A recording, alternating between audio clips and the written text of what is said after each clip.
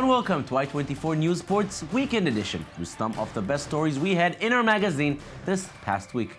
A lot of us feel envy when we look at professional athletes with all the fame and glory, but we don't always think what their lives look like after retirement. Some still enjoy glory while others find it hard to get along once their career ends. Lise Barenboim with a story. They are barely 40 years old and they're already retired.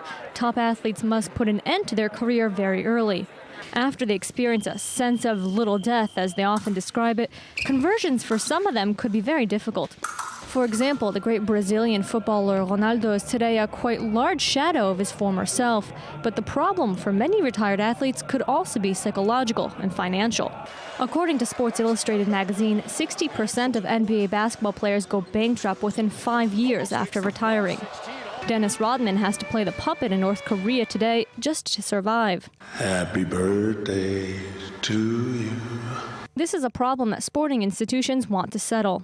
Not all the athletes are making a lot of money. Not all of them are coming from countries where they have a social system which will take care of them. So I think if we look at the 205 NOCs, we have a global problem. We have a problem that once the athletes have stopped, what then?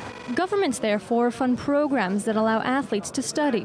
This is the case of the young Colleen Mattel, who triumphed in Sochi, but also that of Lucy DeCos, world champion in judo, who graduated with a journalism degree. The failure is avoidable, but to do so, the athlete needs to develop her or his career as a double project. I think it's really important for athletes.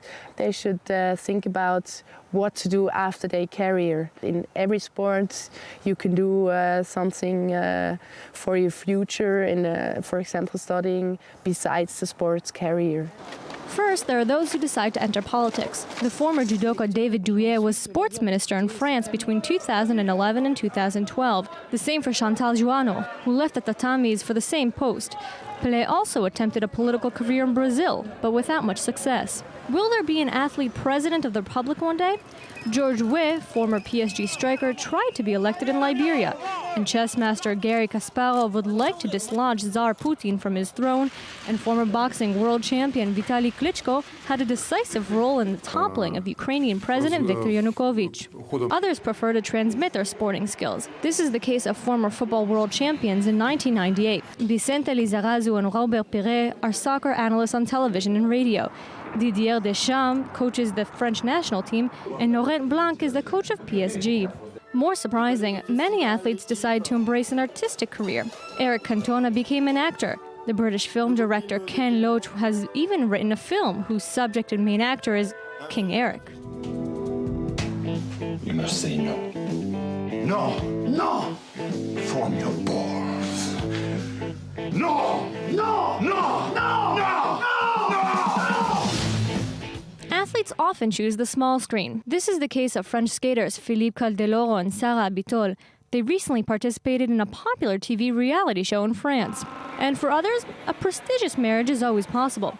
Charlene Wittstock, former South African swimming champion, became Princess Charlene of Monaco when she married Albert II, the royal way. And with us in the studio is I-24 News reporter Mirav Savir. Hi, Mirav. Hi, Jonathan. So we just saw some beautiful stories at the end, but at the beginning, some incredible statistic. 60% of retired NBA players go bankrupt after 5 years. Very, very fast. NFL, pretty much the same statistic. Why does it happen? These people earn millions and millions of dollars. They earn millions and millions of dollars, and they get used to the luxury lifestyle. And that's the biggest problem, is that they decide that they're going to start spending all their money on the Bentleys, the mansions, the vacations, spoiling women, anything you can think of. They can afford it once they play. Exactly. When they finish playing and they earn regular wages, then it's all gone. Regular, and I don't know if you can still call it regular wages. You probably still get paid more than you and me and the average person. But not enough for that lifestyle. But it's not nearly as much for that lifestyle, and they're still used to that lifestyle. And you may see some of them come and still spend that money. And some of them, you know, yes, there are the athletes, maybe more the baseball players, who do have a 15, 20-year career, and they stack up lots of money in the bank. But most of them don't last that long. Especially in football, you cannot have a career that spans for more than 10 years, perhaps. That's quite rare. And that is on a very good career. But other than that, in football, much tougher contact sport, you're constantly worried about whether or not you're going to get injured. And you still don't see the athletes as aware of savings. Now, there is one instance very recently, rookie Philadelphia 76ers point guard, Michael Carter-Williams. He has a $4.5 million two-year contract out of college. He put all that money in a trust fund. It's all in the bank. It is all in the bank, and he cannot touch it for 3 years. And seeing that is very, very rare, but it's actually very, it makes me happy to see that finally people may be starting to take financial responsibility. Yeah, they understand that they need to save that money because the career is short and the money is all going to be gone. And there are no guarantees in life. Now, of course, you know American sports, and we think, well, those players, they go to college because we think, well, they get their higher education. Does it really happen in college, or they're there basically because of their sporting abilities? They're there for their sporting abilities, and they get their scholarships for their sporting abilities. But not only that, most of them, especially in basketball, are one and dones. They go for the year, they show the world what they do, the scouts what they can do, and they're off to the NBA to make their millions. But even those who do remain in college, and this is more prominent with football players because not as many of them get drafted, the life they live in college revolves around sports, football. They wake up, they eat breakfast, they go to class for maybe 2 hours, and then it's film, and it's lunch, and it's practice, and then at night you have maybe 2 hours where you can focus on your work. They're not really concerned with homework, let's put it this way. No, not at all. They're concerned with what they really have been concerned with most of their lives, and that's what's going on the field. Well, thank you on this subject, Mirav. We'll get back to you a bit later. And the new Formula One season will begin on Sunday. As always, the race in Melbourne will be emotional and exciting and also innovative. For the first time, drivers will enjoy a V6 engine. As the Formula One world joins the global green trend, Lise Barenboim tells us how.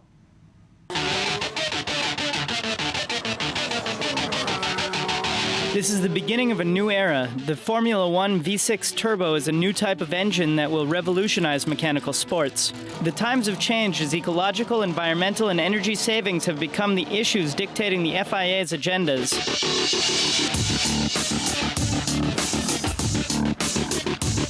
Turbo added to the engine can compensate power losses and recover its energy. If the car brakes, part of the energy is stored.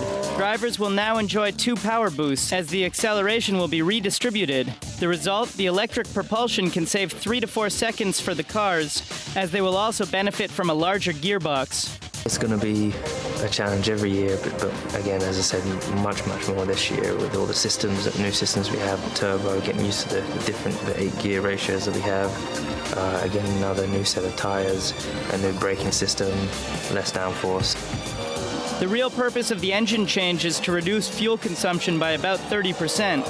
However, fuel reduction isn't cheap, as research and development in that area costs millions of euros.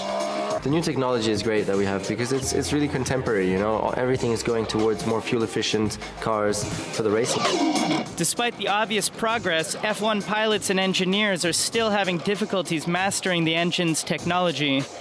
The preseason tests in Bahrain were a clear example, as the teams had trouble navigating their cars on the circuit. For Niki Lauda, president of the Mercedes team, the new engine faces a real challenge for the team. It is more difficult for the teams. I think the spectators can expect a different start. The new configuration already caused problems for British powerhouse McLaren, which had their own troubles during the preseason tests. It's going well, even if obviously we have some glitches, but this is why we are testing and pushing the machine to the limits. But in the kingdom of Formula One, not everyone is excited about these changes. F1 boss Bernie Ecclestone believes that these engines are good for regular cars, but not for his company's vehicles. Maybe he is right, as World Constructors champions Red Bull also had to deal with technical difficulties involving the engine. Well, it's unknown because we haven't had the chance, obviously, to explore the speed of the car. Reliability surely is not good. Certainly, the new engine has one indisputable quality. It places all teams at the same level and threatens Red Bull's hegemony as the best racing constructor in the world.